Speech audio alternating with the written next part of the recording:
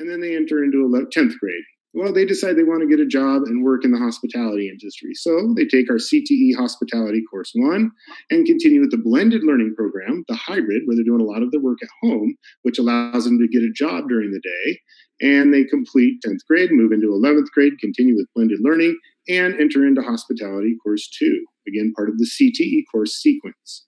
They go into 12th grade, they graduate from the blended learning program, they graduate with a high school diploma, a resume, an elevator pitch, a 6-year plan, hospitality skills, and they can enter Miracosta College's hospitality program to further their education in that industry, or pick up management and business skills if they want to open a restaurant or hotel or whatever they want to do, or they can enter the workforce, completely up to them.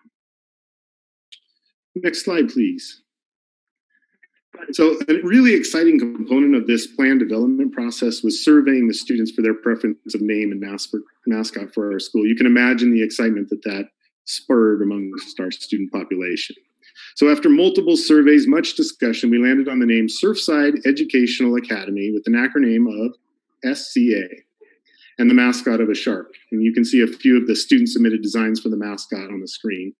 However, Dr. Vitale and Mr. Jennings have committed to helping us produce a professionally designed logo to represent our mascot. We're super excited about the name and acronym of this school because the actual sea or ocean supports a vast array of living diversity that thrives in a shared watery world encompassing a whole array of ecosystems. It's a perfect metaphor for our school's culture, which serves a diverse community through a multitude of learning options. Sharks are designed for perpetual movement. They must keep moving or they cease to exist. Another beautiful metaphor for lifelong learning, which we intend to instill in our students.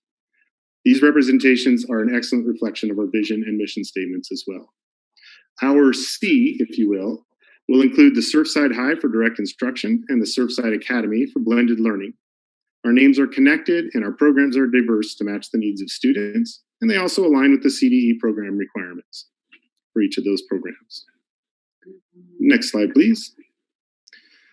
In closing, beginning in the summer of 2019, the DITMAR team set out to accomplish the task of creating a transformational school to meet the diverse needs of our students in Oceanside. Throughout the school year, DITMAR staff and students engaged in vigorous collaboration, rigorous investigation, and a team-driven process resulting in a proposal for this unique school. This proposal was forged from the input of students and staff, as well as the needs identified by site, district, and state data. We're excited and grateful to have had the opportunity to present this model to you, and we're confident that a school based on this design will serve the needs of our students well into the future. It's been my absolute privilege and honor to work side by side with my team and the community to create this plan for this amazing school. Thank you very much for your time and looking at this proposal with us. And now we would like to open for Q&A. I kind of still have a comment. I'm still concerned about the focus on hospitality when, again, it's a low-paying industry overall. And I didn't really hear or get the flavor that of high expectations and rigor. I know you talk about a vigorous collaboration, but in terms of students leaving the school, going into the workforce, will they be able to buy a house? And if so, how soon?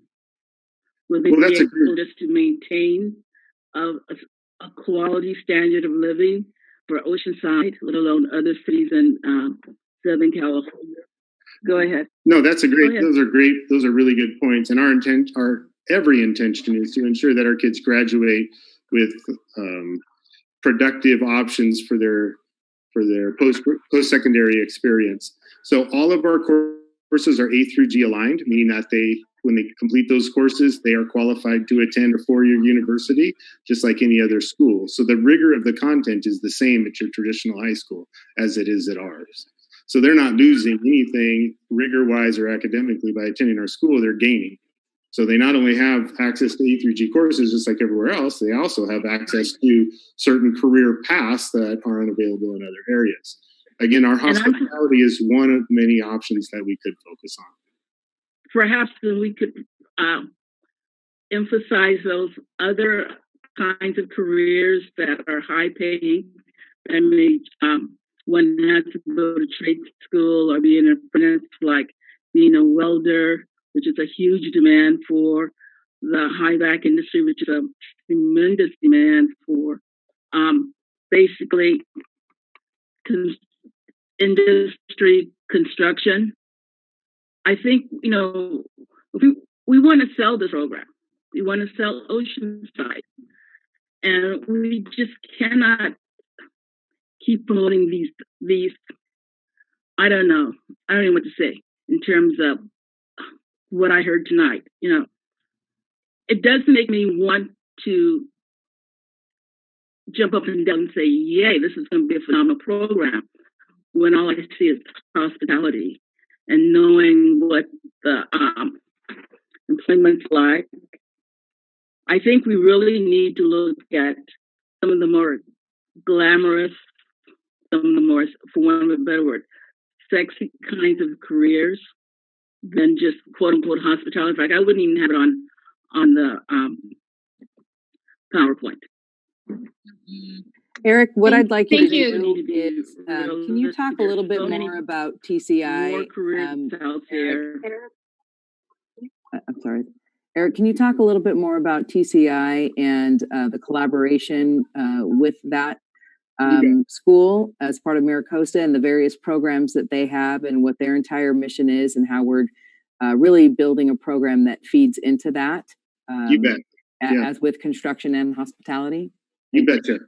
Yeah, and Miss Evans, you're speaking my language. When I was in high school, I graduated with a welding certificate as well as a certificate of automotive repair. I'm a hands-on person. I know what it means to work in that industry. I was also a fishing boat captain for 11 years. So, man, you're speaking my language. I love what you're saying, and I have the span of work across the board in terms of white-collar and blue-collar jobs. So I love that you're saying those things. Relative to what Dr. Vitale is saying, one of our partners is the Technical Career Institute through MiraCosta College. They have this amazing program where they offer 20 different options for kids who are leaving high school. It is a post-secondary option, but these courses range from veterinary medicine to engineering to robotics to drones, underwater and airborne drones, to welding, like you said, welding, various kinds of medical engineering. They have 20 different things. The beautiful thing about it is that the Technical Career Institute courses are 4 to 6 months long. Their job placement is like 95%. And the jobs that they place students in after 4 or 5 months start at $20 an hour and only go up from there as they earn additional certifications. So we've partnered with them to provide not only hospitality and construction, those are just the two we have on site, but we also have a menu of 20 other options available for our students, which we're fully prepared to prepare them for and guide them towards if they so choose. So I hear you about hospitality. There are students who gravitate towards that because, gosh, there are a lot of kids who want to own a restaurant someday. And not everybody's built to do that, but there are some. Again, 30% of the jobs in the state, or more than that actually, are in the hospitality industry. And they're not all low-paying jobs, but certainly we're not shifting all kids down that route. So, and I don't want you to worry just about the hospitality part. I want you to look at the big program. Gosh, this program we put together is based on Ed Code. It's based on research. We've read several books, looked at articles, visited schools. This school is designed to mold to the fitting of each kid. It's a personally designed program to meet the needs of students where they're at. So I hope, we can work with hospitality, but that's not the main drive. That's just one little tiny component of it. Wow, Eric, thank you for being so thorough, you and your team. You're welcome. Thank you. Now I hear the enthusiasm in your voice when you talked about the ladder and all the other opportunities. Thank you. You're welcome. No, it's my pleasure. You started speaking to my heart a little bit. All right. Well, thank you for sharing. And we're going to move on through the agenda. We're now on item 7. We have 4 action items there on personnel. So we'll start with 7A, the proposed reopener by the California School Employees Association. And it's Chapter 370 to negotiate with the Oceanside Unified School District in 2020-2021. It's you, Todd. Sorry, I keep forgetting to do the mute. I apologize.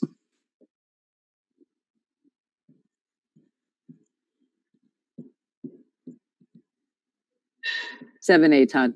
Yeah, this is the reopener. Sorry, I lost my words there. It's the sunshine proposal from CSEA, so that we can go ahead and get started with our negotiations. So we had brought ours to the board last month, as you recall. So this is the CSE's opener for negotiations for the 2020-21 school year. Thanks, Todd. Do we have any questions for staff, board members? No. No. All right, and we have no public input for this item. Any further discussion? I'd make a motion to approve. I'll second. Excellent. We have a first and a second, so I'm going to call for a vote. I'm going to read your names off again. Raquel Alvarez, Yes. Eric Joyce, Aye. Eleanor Evans, Yes. And again, I do want to say congratulations on the collaboration. all right, and Mike Blessing, Yes. and myself, yes. So that passes 5-0. We're going to move on to 7B, the Declaration of Need for Fully Qualified Educators 2020-2021. Todd, do you want to explain this? Yes, this is an annual item, but it does require specific board approval by the state California Commission on Teaching Credentialing. This is just a required estimate for potential permit waivers that the district may need for covering employees that are working to clear credentials. So again, it's just an estimate. There's no penalty for going under or over it. And we typically only need these in the areas of CLAD certification, bilingual, single subject, and SPED. We typically have qualified candidates in multiple subject. So if you look on there, you can see the assigned permit requests are 10 for single subject and 5 for special education. All right, do we have any questions for staff? Nope. Nope. Move to approve. Second. Great. All right, so I'll call for the vote again. Raquel Alvarez, Aye. Eric Joyce, Aye. Eleanor Evans, Yes. Mike Blessing, Yes. and Stacy Begin, yes.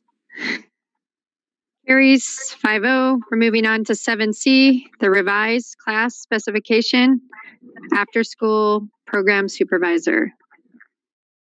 Right, HR continues to do its work on updating job descriptions. This is a classified position.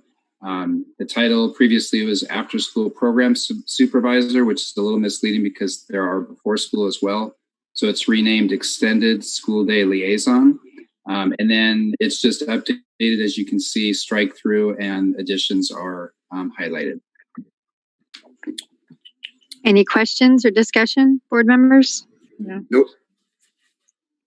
Nope. Thank you. Move to approve. We have a first and a second. Great. I'll call for the vote. Raquel Alvarez, Aye. Eric Joyce, Aye. Eleanor Evans, Yes. Mike Blessing, Aye. and I myself.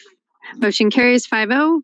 We're moving to the last item, 7D, revised class specification, purchasing manager.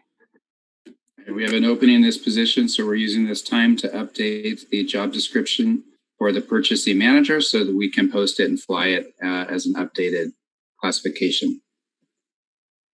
Do we have any questions or discussion? Nope. No, I'll make a motion. Get a first, get a second? I'll second it. Thank you, Eleanor. So we'll move, I'll call for the vote.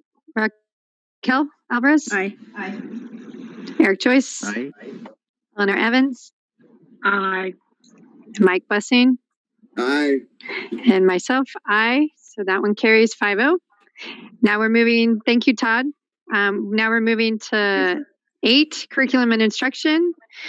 We have 2 items. The first one is A, approval of license agreement with Apex Learning. We hear from staff. Yes, thank you, Dr. Begin. When we have been moving towards our distance learning program, we acted quickly to identify Apex Learning as an A through G approved provider of interactive courses for our high school students and also for our students in 6th, 7th, and 8th grade. This contract allows us to have instructional portions that are available for students to supplement the work that's being done by their teachers and to provide a distance learning platform. It also includes a 12 online professional development sessions for teachers to help again support them in their development of distance learning and to provide A through G aligned courses for our students. Thanks. Do we have any questions for staff? Nope.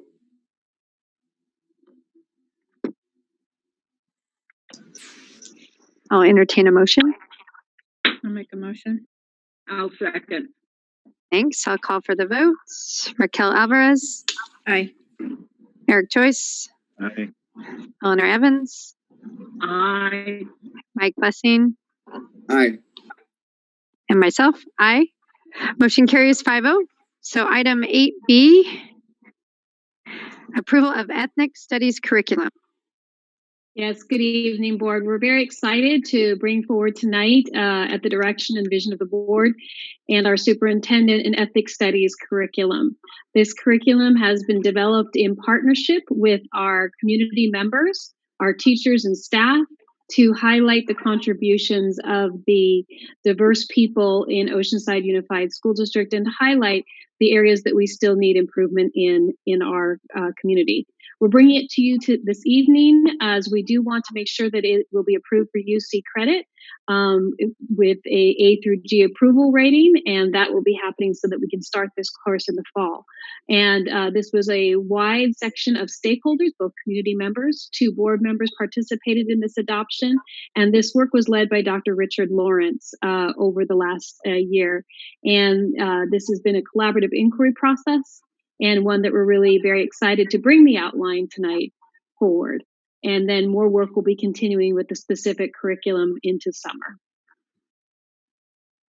Thanks, Dr. Levy.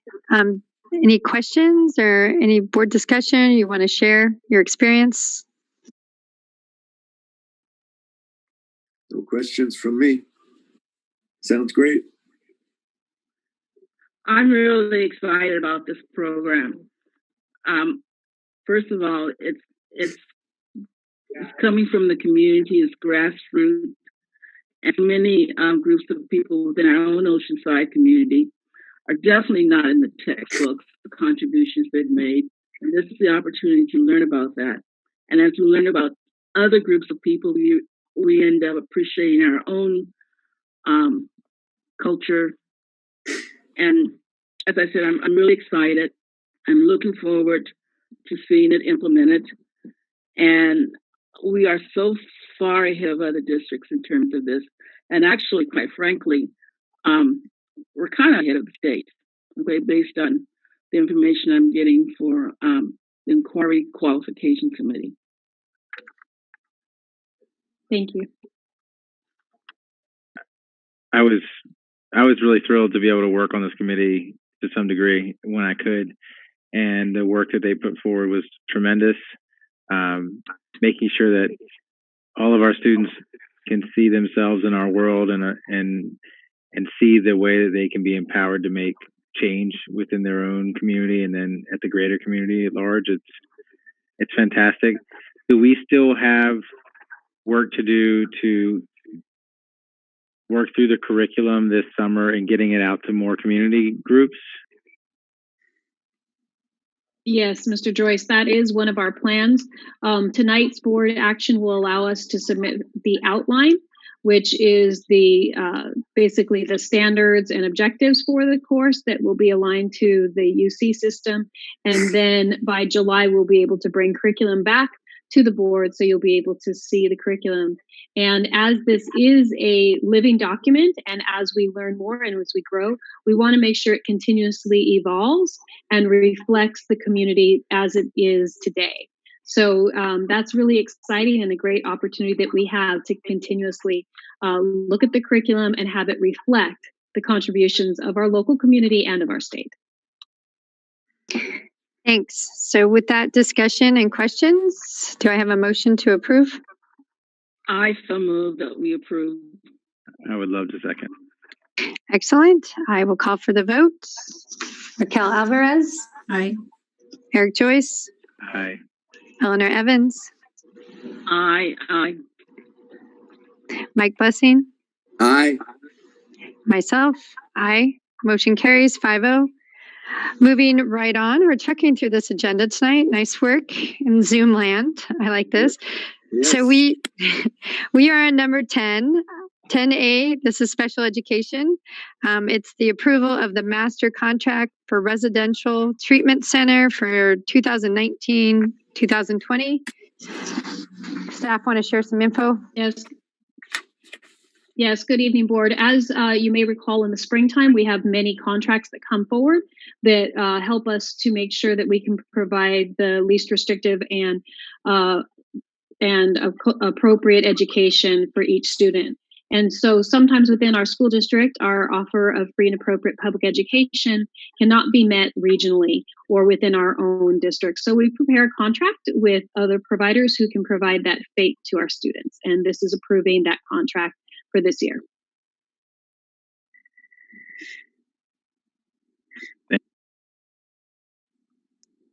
Yeah. I move to approve. Second.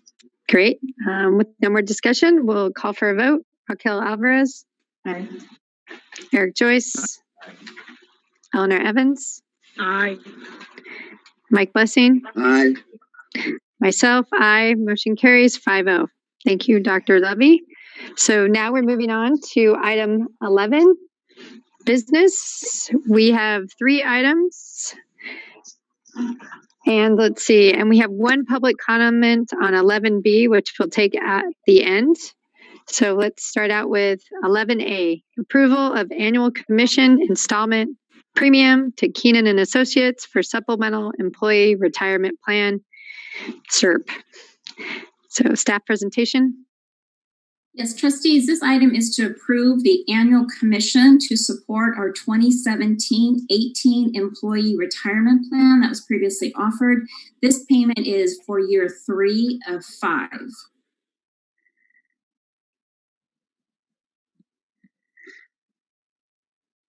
Have any questions? Don't have any.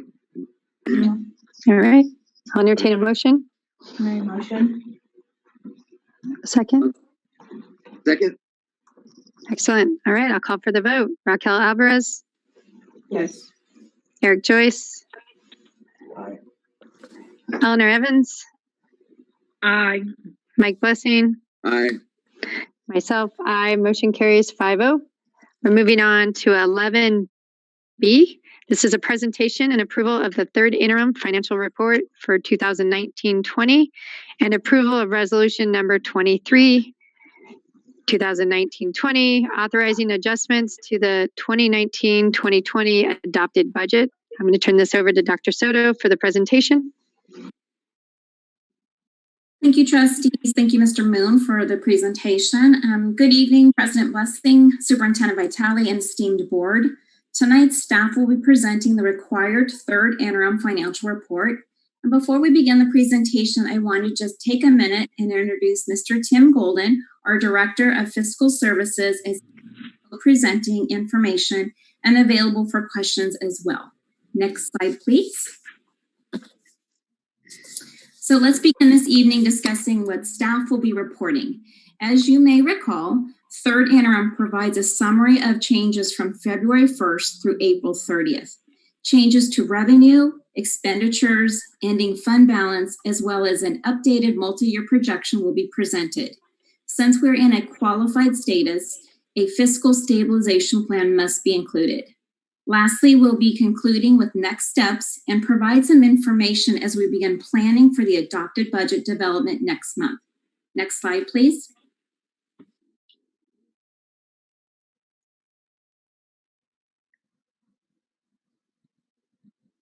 Okay, well, we'll catch up. As mentioned, we are in a qualified status, meaning that we may not be able to meet our financial obligations in the third year out. So that would be 2021-22. And our status was certified and approved by the County Office of Education. At this time, I'd like to welcome Tim Golden to continue with the next slide. Next slide, please.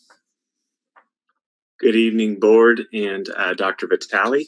As you know, hopefully by now, my name's Tim Golden, and I'll be going over some of the details of the third interim presentation. On the slide that you'll see here are the changes from each reporting period, particularly the second interim changes to third interim changes, which are outlined in that far right column there. There's been a slight increase in revenue and a decrease in expenditures, and that's going to result in a higher ending fund balance, as well as the reduction in that expenditures is going to lower our required reserve amount. We'll break down some of the specifics of these changes on some upcoming slides, and I'll ask Greg to please go to the next slide. On this slide here, you should be able to see the changes to the revenue budget, and it's outlined here with LCFF. There were some changes as we submitted our P2 numbers, so a slight increase in LCFF revenue. Also, you will notice no change to federal revenue. State revenue, we received money for the COVID-19 LEA response funds, and those came to us in April. The local portion of the revenue changes resulted from increases in interest, some reimbursements, and some site donations. Next slide, please. The changes in the expenditures are largely due to vacancy savings, and you'll see that across the certificated, classified, and then also benefit categories there. We did increase supplies, the supply budget, and that is as a result to the COVID response funds that we received, the revenues. So as we have supplies that we need, PPE and other distance learning types of needs that have emerged, we're going to go ahead and increase the budget in those areas to address that. In services, you'll notice the increase here is primarily from special education contracts with our non-public agencies as well as our non-public schools. And these contracts are still in effect even during the distance learning period that we're going through right now. And the final item that's there is a capital outlay, and that is going to be a result of some roofing materials that we're looking to purchase. Next slide, please. The components of the ending fund balance, much like the slide that you saw earlier, this will show the changes from each reporting period for the components of the ending fund balance. There's a slight increase in our stores inventory and an increase to our facility maintenance assignments for some ongoing maintenance projects. And other than that, there really hasn't been much change across these line items. So I will ask for the next slide, please. And what we're going to go over here is basically the multi-year projection and discuss how it's affected our multi-year. So on this slide here, you'll see some of the assumptions that we have. We have the COLA in the current year, 1920, at 3.26%. In 2021, it is statutorily at 2.31%, but given all of the climate that we're in right now, it's been said that that could be reduced down to zero and even further into the negatives at a deficit. And then the third year out, we have a 0% projection, which was previously, before everything had happened, was a 2.71%, but we reduced that down to zero given the information that we're starting to receive from the state. We continue to project declining enrollment at 410 in each of the subsequent years, 2021 and then 21-22. with ADA at 94%. We are reducing any one-time expenditures from the budget so that they're not showing up in each of the out years. We have increases built in for health and welfare, as well as increases to the pension programs like STRS and PERS as those rates increase in each of those years for each of the subsequent years. Next slide, please. Here you will see the multi-year projection as of the third interim. And just as a reminder, this projection assumes that COLA is going to be at that 3.26%, the 2.31% for 2021, which is still subject to change, and then 0% for 21-22. And you'll notice there that we do in that third year show the additional expenditure reductions to maintain the 5% board reserve. And that is going to keep us in the qualified status. And a slight change, obviously, from the second interim report where it was closer to the 6 million range. And that's going to be primarily due to the changes when we zero out the COLA in that final year. Then that's going to result in a decent chunk of money that we lose in that third year out. Next slide, please. This slide will show the components of the ending fund balance for each year, assuming that COLA of 3.26%, 2.31, and 0, with a board reserve of 5%. And you'll just kind of see, it was outlined in some of the earlier slides, but this just is a representation of what those balances are here. So I'll give you a second just to take a peek at that. And next slide, please. So this is going to put us into a fiscal stabilization plan, as we've been before. And as Dr. Soto mentioned, we're still in qualified status, which will require us to provide this presentation. And she will be going ahead to continue with, oh wait, hold on a second. I lied. I still get one more. On this final piece here that I have to present, the revenue and expenditure adjustments, we're going to continue to evaluate the data as it comes in and analyze different scenarios with enrollment and information that we're receiving from the state that's rapidly changing each week. We will also review expenditures to identify possible budget solutions to see if there's areas where we can find some savings. And with that now, I'll transition in to Dr. Soto. Thank you, Mr. Gold. And next slide, please. So board staff is recommending adoption of the third interim financial report, and we will continue to receive guidance and support from our County Office of Education. And as we prepare for the adopted budget for 2021, which will be starting to be presented in the month of June, we wanted to share some preliminary information we're receiving to assist with our planning and assumptions. So again, these are assumptions and these are not part of the budget at this time. Next slide, please. So FCMAT has been very proactive with guidance to districts in the state of California due to economic impacts from COVID-19. And FCMAT has encouraged districts to plan for multiple adopted budget scenarios, all of which includes a zero COLA, as Mr. Golden previously mentioned, and a negative funded COLA. So a negative COLA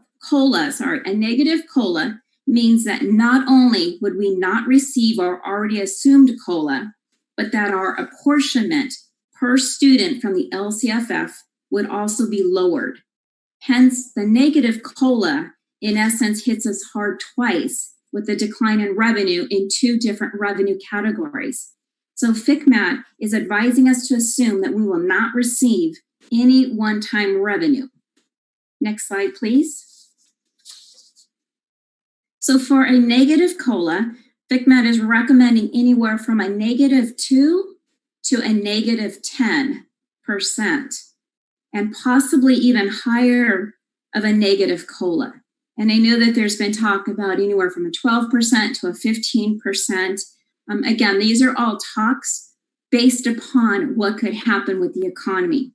And there's multiple considerations. such as the state revenue reductions impacting the Prop 98 rainy day fund. Next slide, please. So revenues will be closely monitored and adjusted. OUSD is expecting to receive $3.1 million under the Federal CARES Act. However, we cannot show this as revenue until it's received. And as of yet, we have not received it. So that is a potential revenue that's supposed to be allocated to us.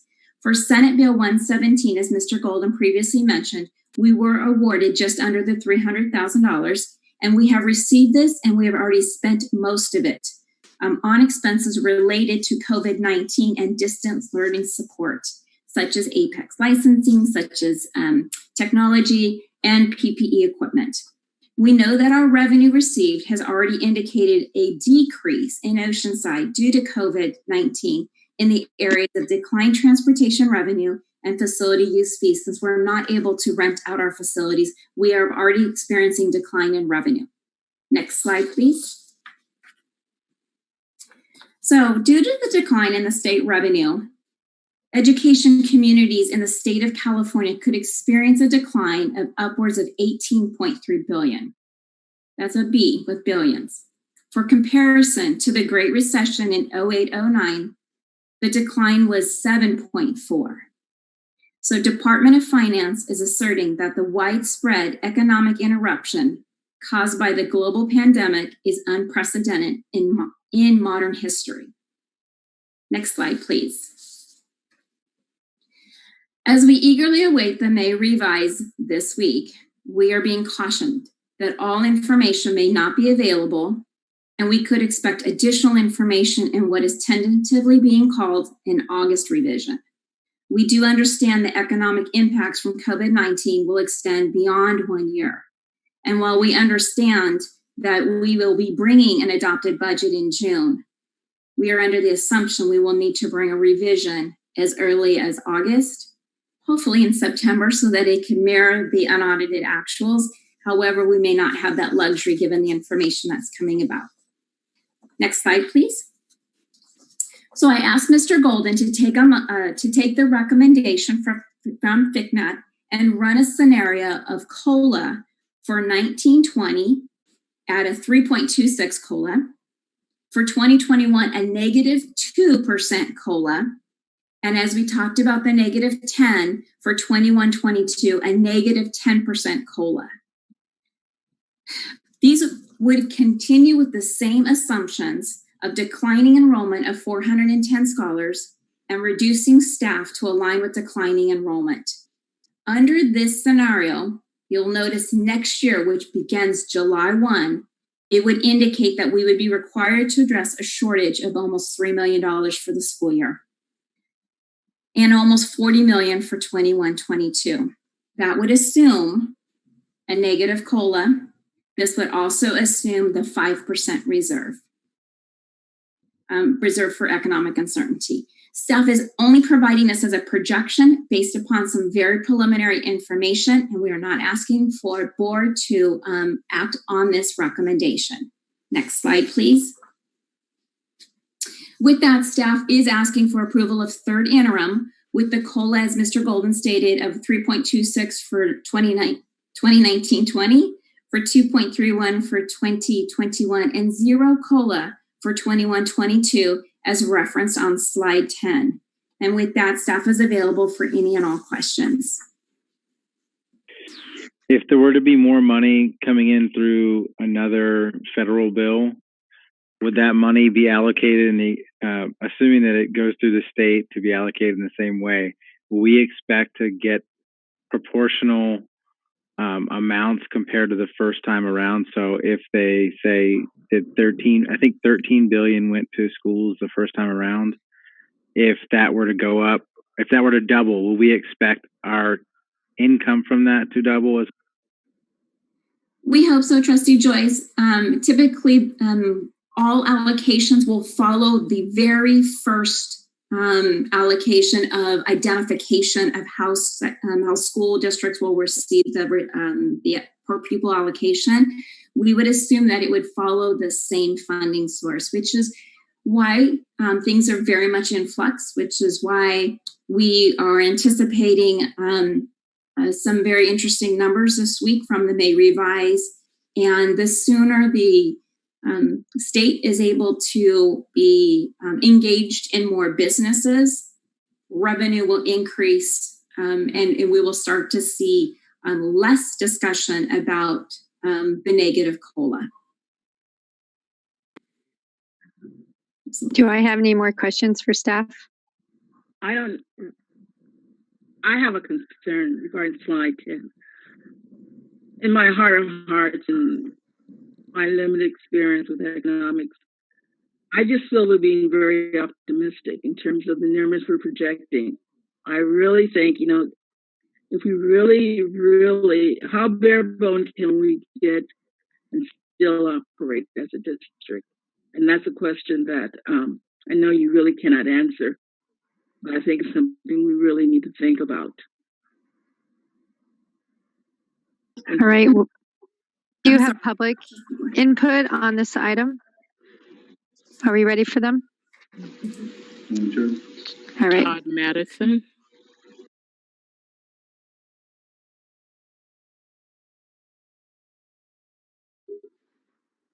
Hi, thanks. So our budget's now certified qualified again. After finally getting a positive following years of being on the edge, we blew all that up in a few months before the COVID crisis began. The problem is not that LCFF funding is insufficient, as we just saw. LCFF revenue is up almost 7% per year since we passed Prop 30, 3 times of inflation. Revenue is up over $5,000 per ADA in that time. There are plenty of districts that are able to balance their budgets on similar revenue. The problem up to now was not revenue, the problem was spending. Now we see the bloodbath ahead, potentially 40 million in cuts by 21-22. I hope we don't go near that, that's for sure. Well, the coronavirus itself was not predictable. We have most certainly been expecting a downturn in the economy for a number of years.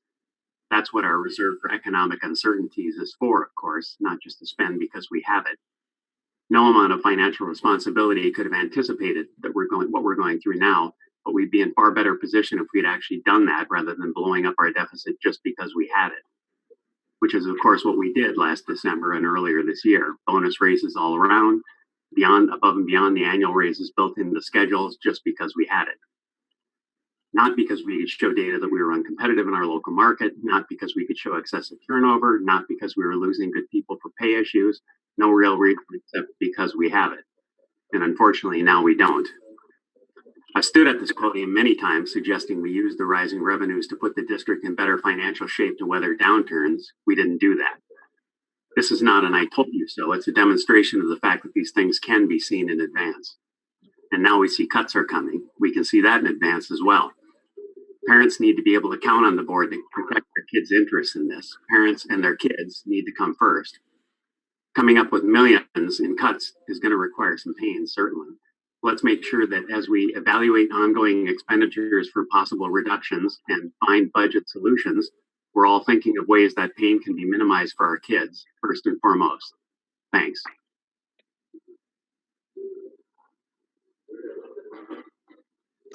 Thank you, Todd. Thank you, Todd. So with this item, 11B, is there any more board discussion?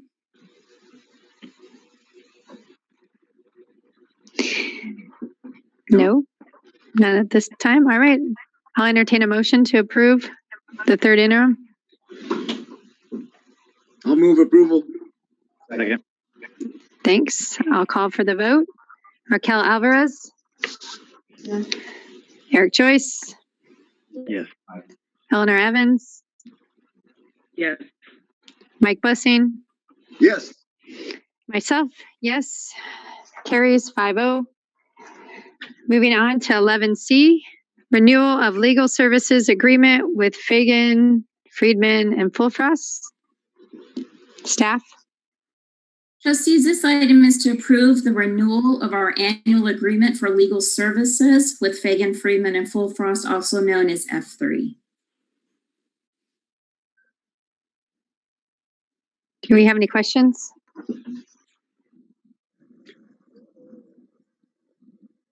No questions, no discussion. Do we have a motion? I'll move approval. Second. Second. Thanks.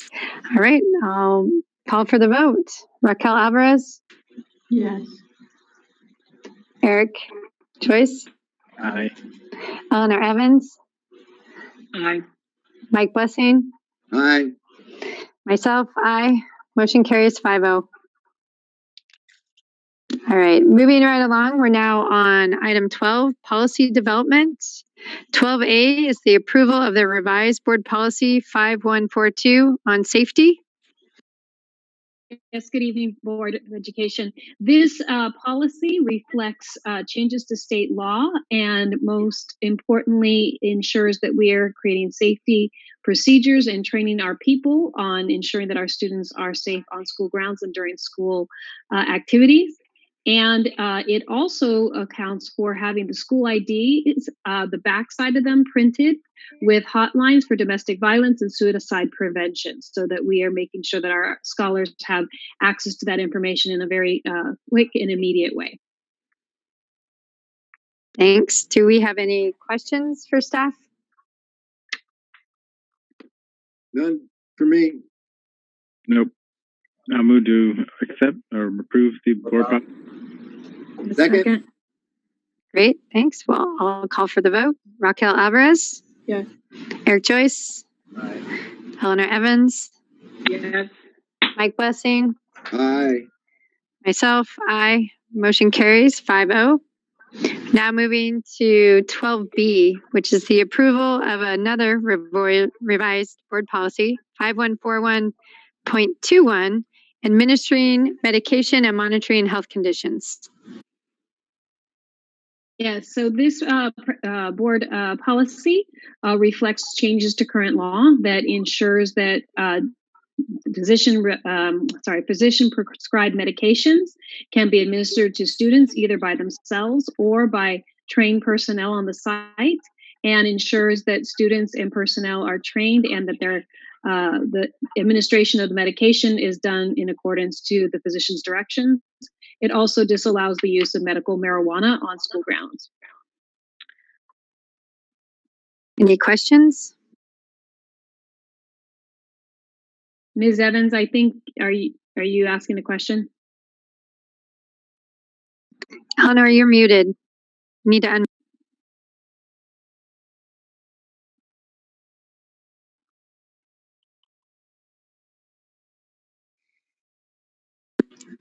We'll give it a second to see if she can get her question in. Do I need to repeat it? Yes. Do you have a question? Go ahead and Yes, repeat please.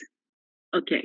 My question is, if a student is able to medicate himself, self-medicate, will there be an adult there to supervise, or they're just on their own? Yes, and specifically, Ms. Evans, this law and this board policy outlines two specific things: an asthmatic inhaler and an EpiPen. These two medications have been known to be very safe, and as most of our scholars are under constant supervision of adults, they would, of course, have an adult be with them, and that would only be in the case of older students who physicians feel that they can. Nurses also provide support to those adults who are with the students so that they know the appropriate use of those medications. And again, would teachers be involved with this in any way? I know that was an issue prior to this bill, but yes, Ms. Evans, this actually is a cleanup of that. Several years ago, there was the question about requiring the administration of medication by principals and or teachers, and that has since changed, and this is what it reflects, that parents can provide that medication, students and other trained personnel, but that it's not a requirement for certificated personnel to administer, but rather that they would be trained by the medical professionals. So it's a change to that law that you're remembering. Thank you. I have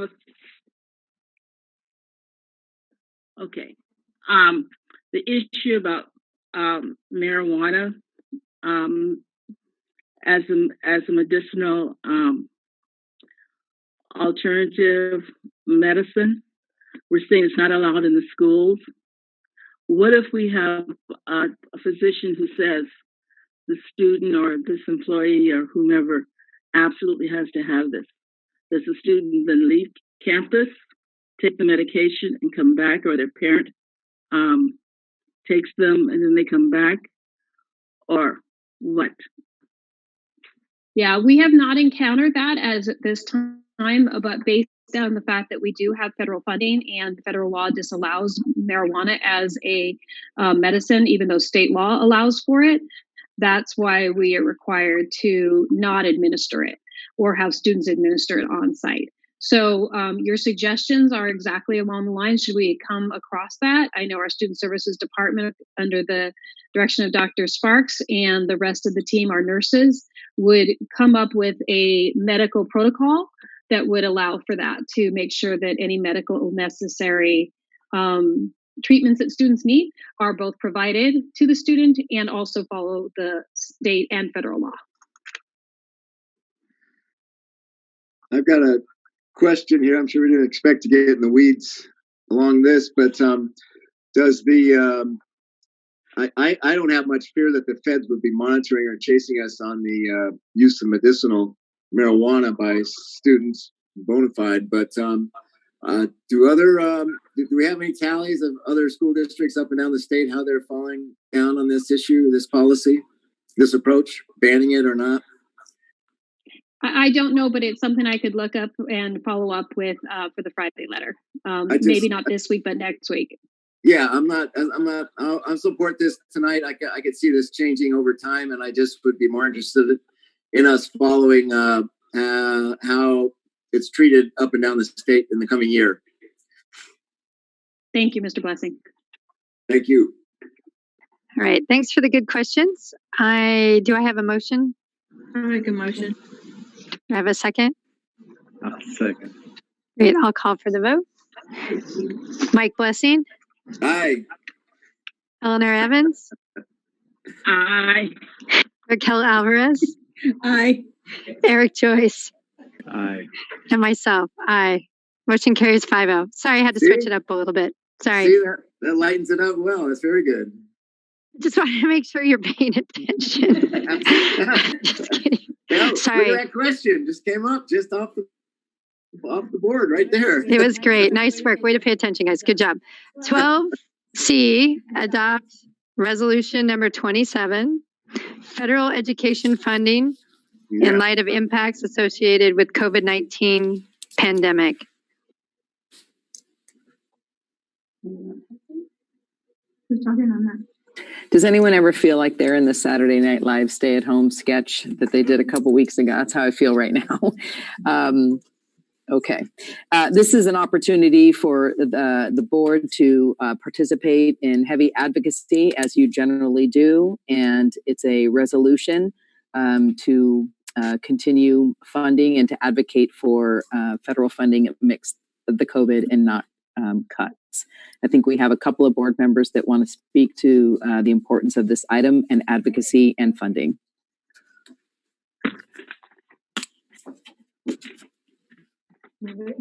Or if we're still in the skit, maybe nobody. That's okay. Wait. Okay. I think several of us do want to talk to just give us time to push the button to speak. I think it's this resolution should not only just go to the state, it should go all the way to Washington, D.C. and to anyone who's above us in terms of running for office. Did you hear me? Okay. All righty. I know I've been to several presentations. We have got to get to be a lot more creative in terms of how we obtain funding for our schools. And we've got to hold accountable those officials that we've elected, whether they quote pro-school or not pro-school. They need to be aware that education is the foundation for our democracy. We should not always be, the ugly stepsister, who gets, the crumbs from the table. It's It's real important that this resolution go forth and that it go forth with the vigor of this board. I'm finished. I would second that statement. I'm fully on board. California itself has lagged behind other states because of a lack of investment in their education. Our California, I'm talking about the state itself, it's teacher to student ratio, it's nurse to student ratio, it's all the ancillary, all the additional people that make a school community thrive. We have not invested in as a state, and partly is because we are lacking some of the federal funds, so we're asking for the federal government now to step in. But we, like you said, we have to call on all of our state leaders, all of our federal leaders, knock on every door, turn every stone over, because we cannot afford to step backwards when we are already not meeting the mark. And in light of our third interim report, that was all doom and gloom. These cuts in public education on the horizon, it's just that there's no better time for the advocacy to start pushing the feds to properly fund public education, especially the rumor is fully funding special education is part of one of those CARES Act, number 4. So I know that the Certificated Oceanside Teachers Association has put something out to their members, as well as my 11 districts that I work with in North County, San Diego, to have their members reach out to their congressmen and women and try to get more funding for public education. So I hope we can continue to do that as a district, and this board policy is the first step. So with that, do I have a motion? I'm sorry, we almost got there. One relevant piece of information that has come out today is that in the draft put forward by the House, we are completely missing the mark. It's at $60 billion for public education K-12, which doesn't meet the request by any advocacy organization out there. So the draft doesn't meet the mark, so we still have a lot of work to do. So this is more important than ever. Thanks. So did I have a motion? Because we all spoke at once. Yes. I'll make the motion. I have a second from Raquel. Great. So with that, I'll call for the vote. Get ready, guys. Never know what order I'm going to go in. Eleanor Evans. Aye. Mike Blessing. Aye. Eric Joyce. Aye. Raquel Alvarez. Aye. Myself, aye. Motion carries 5-0. Thank you. So last but not least, my favorite part of the meeting, 13 is public comment on non-agenda items. And I've been told we have 2 public comments, and I'm so looking forward to these. So I'm going to turn it over to Anne. Okay, our first person will be Courtney Peluso.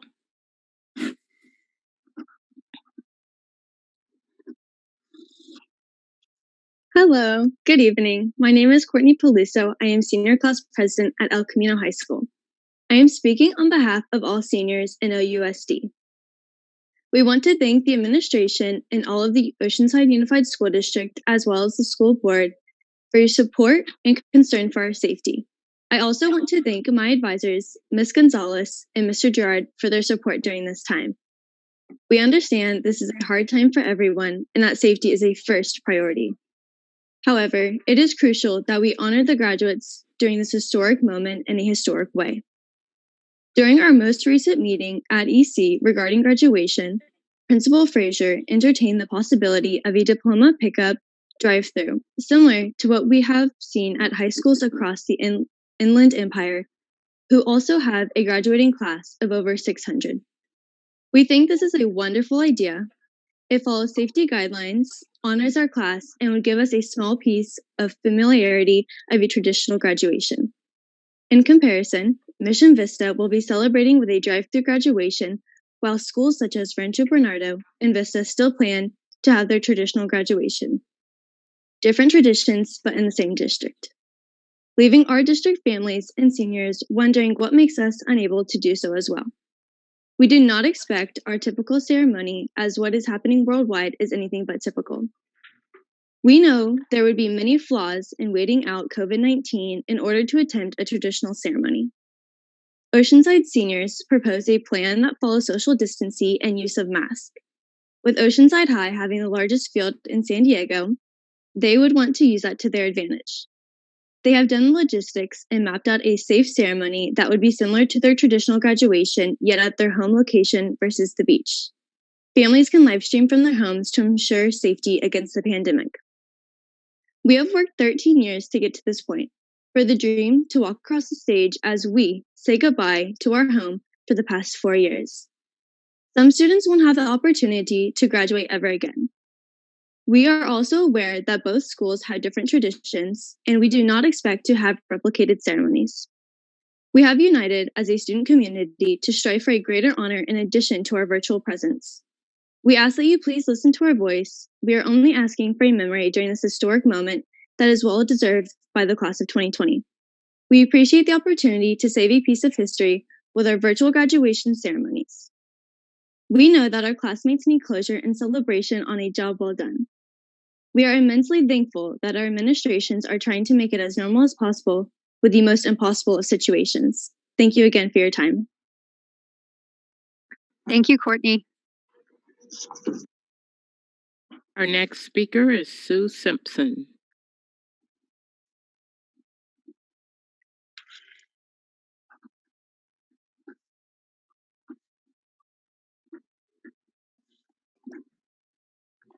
Hello. Thank you for allowing me to speak.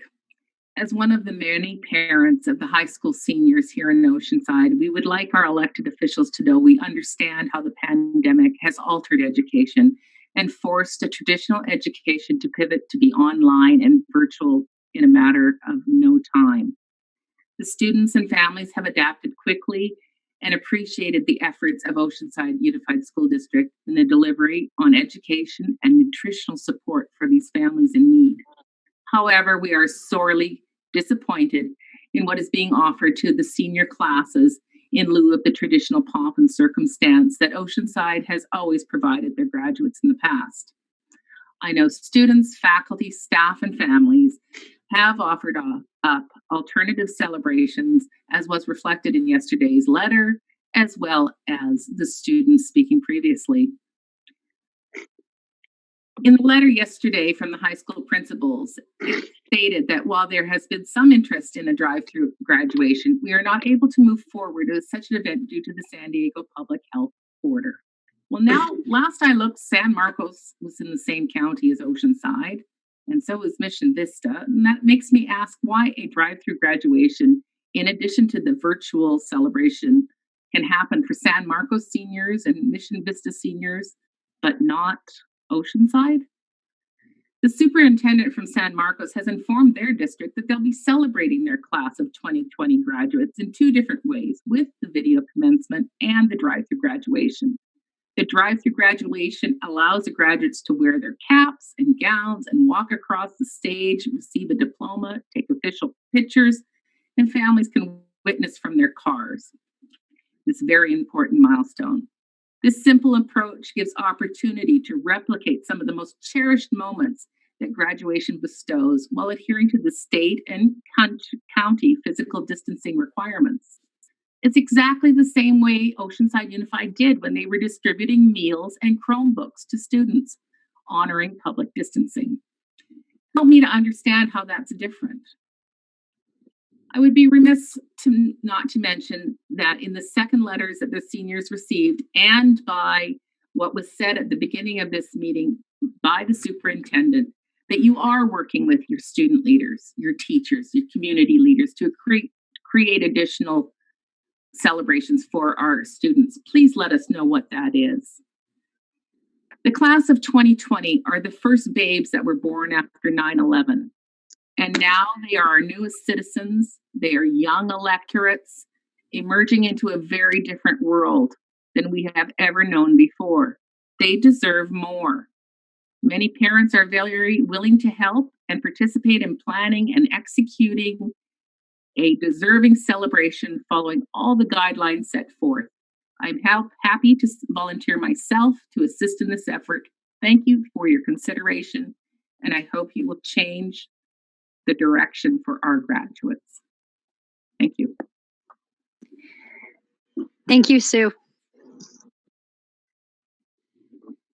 Is that all our public comment? right, so we're moving on to 14, board staff discussion. Anybody like to share, speak? No, well done. Meeting, way to go, Stacy. Yeah, all right. Well, if we have no board discussion, we'll go ahead and adjourn the meeting. I don't have a gavel. They didn't give me the gavel. Just dang it. Good grief. Anyways, yeah, we're going to adjourn the meeting. Thank you for the individuals online. We had almost 80 people at one point online. We do have another meeting scheduled for May 26th. This is a board study session on facilities, and that will be at 5 p.m. and you'll see something posted for that. And that will be done virtually as well at this point. So thank you for joining us. Have a nice night. Meeting adjourned. Good job.